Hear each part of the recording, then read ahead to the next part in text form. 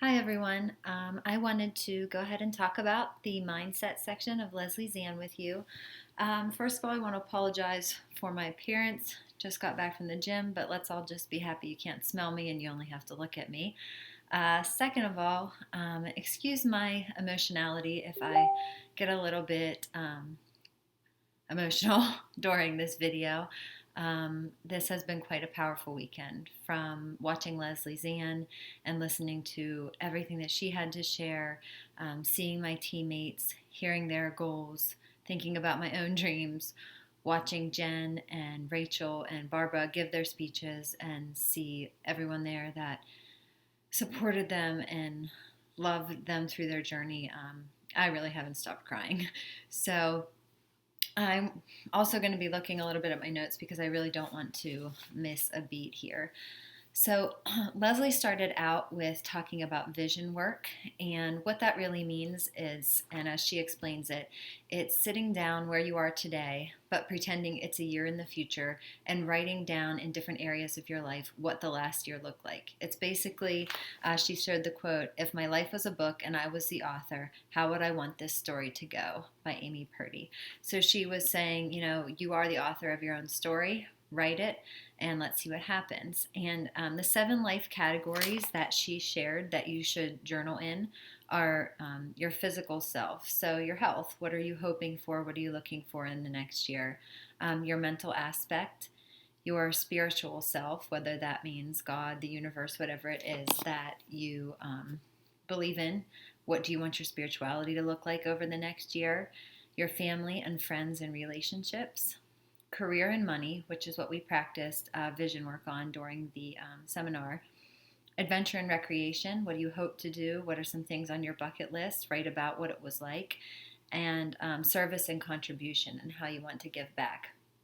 And she says that as you're writing it, you should include as many details as possible. So write about what success felt like, what you were wearing at your Lexus event, who in your downline is succeeding, which we want everyone in our downline to succeed, but use as many specifics as possible to make it as vivid for your mind as possible. So I went back and looked at my vision work from when I went to Leslie Zann with Jen last February.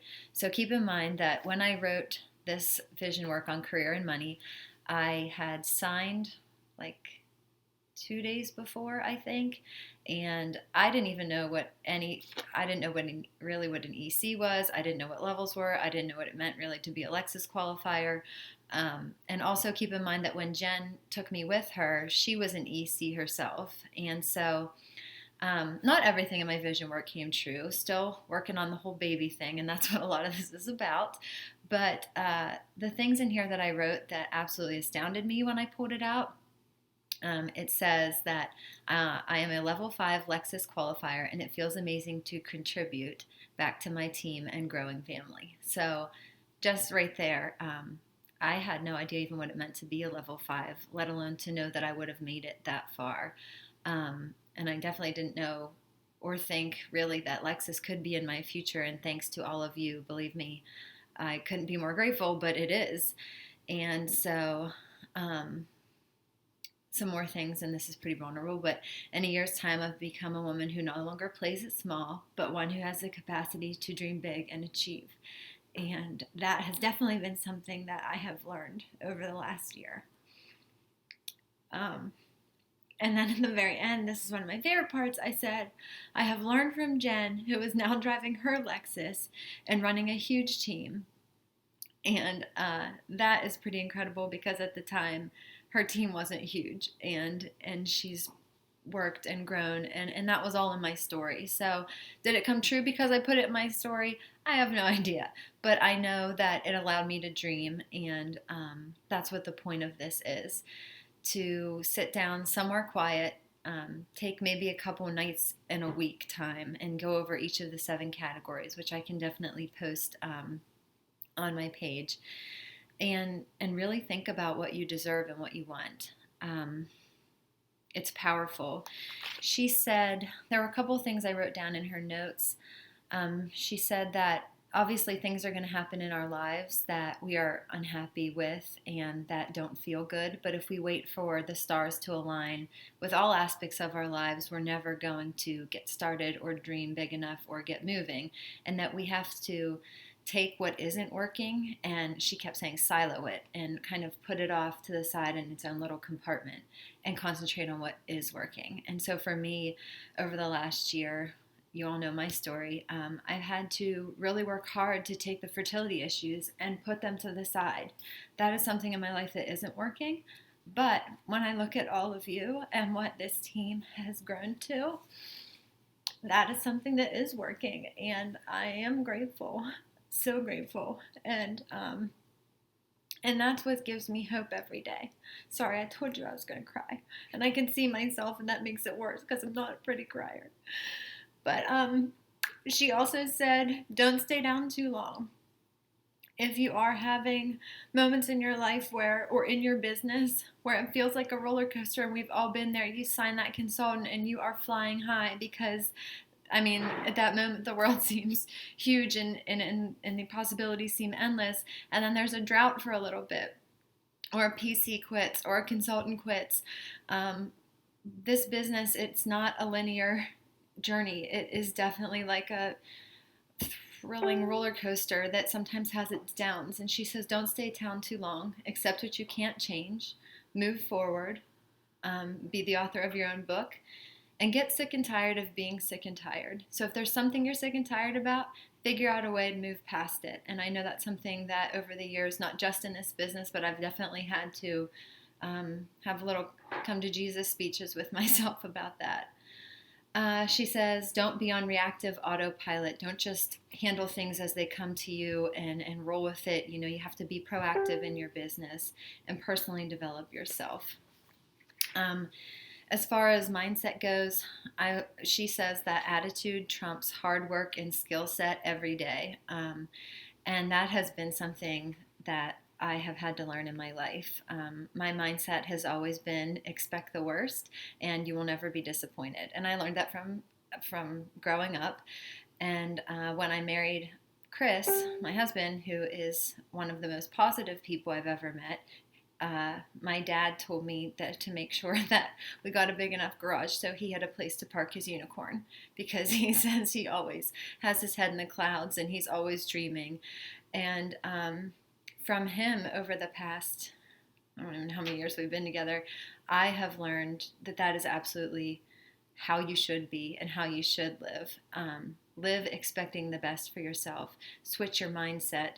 And instead of always seeing what's wrong, focus on the good and what's possible. I was sharing with Jen one day that I still get a little bit of anxiety when I message people. It's nothing that can't be taken away with half a bottle of wine, but I would prefer to just be able to do it like a normal person. And I said that I couldn't really get past it. Sometimes I felt like I was bothering people. And Jen said to me, and I think of it every time now, she said, I just tell myself that they're waiting to hear from me. And that is such a simple switch in mindset, and it's so powerful, and it's so true. So I hope that you write your vision quests. I hope you sit and dream, light some candles, get a cup of coffee, cuddle up on your couch, type it, write it, share it with somebody that you really trust and care about, because it is so powerful when you share it with a spouse or a good friend and they know your dreams as well. I can definitely speak to that. She talked a little bit too about posting what you want around your house, taking post-it notes and putting what levels you want to be at, or the personal development things that you want to work on, where you can see them constantly. I think that there are times that our minds take over what our hearts are telling us, and we start getting those negative messages that are feeding in, and to be able to be brought back very quickly by seeing a note that says, I will be level 5 by such and such a date, or I'm going to qualify for Lexus by this time, or I'm going to sign this many consultants this month. It reminds you of who you were and how strong you were when you wrote that note. So I know I'm definitely going to be giving that a shot. Going to wrap this up because you might want to move on with your night. The next part that she talked about was personal development. And she said that personal development looks different for everyone. And it's personal because you have to identify your own weaknesses and find what matches uh, your own needs, I guess what I'm saying. So it's great to read books like Rock Your Network Marketing and Beach Money and all the things that have to do with direct sales, because many of us aren't familiar with direct sales, because so that teaches us, absolutely. But we also have to find books that match up with where we are personally feeling holes. So for me, mine have been on mindset, on faith, on self-belief, on self-confidence, and I feel like I'm a constant work in progress. She says to try to commit to 10 to 15 minutes per day of that. And I know I am the most guilty of trying to do all of the income producing activity kind of things and all of the commenting and things like that, and then putting my professional development last when I crawl into bed. Well, take 3 guesses of what happens when I finally lay my body down and pick up that book on mindset. I find it on the floor in the morning and I haven't read a sentence. So I know that for myself, I need to shift that to a different part of the day where I'm actually alert and can take it in for myself.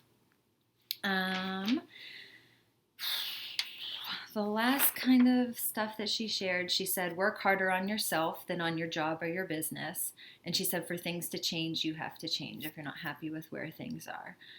She shared a really cool 4 slides at the end that I want to read to you, not to be boring, but I hope that you take them in. There's a book called The 4 Agreements by Don Miguel Ruiz, which I'm pretty sure that I butchered, so let me just hold that up for you. And she says that in the 4 agreements, he talks about 4 different things that can take you through not only your life, but your business. So the first would be impeccable with your word, speak with integrity, say only what you mean, avoid using your words against yourself or to gossip about others. Use the power of your word in the direction of truth and love. The second is don't take anything personally. Nothing others do is because of you. What others say and do is a projection of their own reality and their own dream. When you are immune to the opinions and actions of others, you won't be the victim of needless, self-imposed suffering. She says, which is very hard for the next one, don't make assumptions.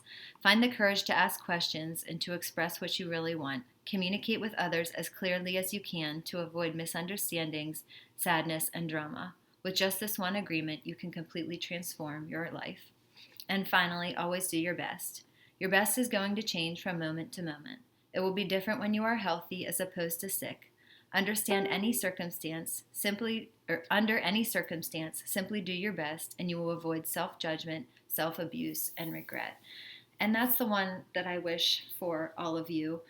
I hope that when you are doing your best, which I know that you do, you don't beat yourself up. I know from personal experience, and I just said this to somebody this weekend, when your best is never good enough, how do you know for yourself?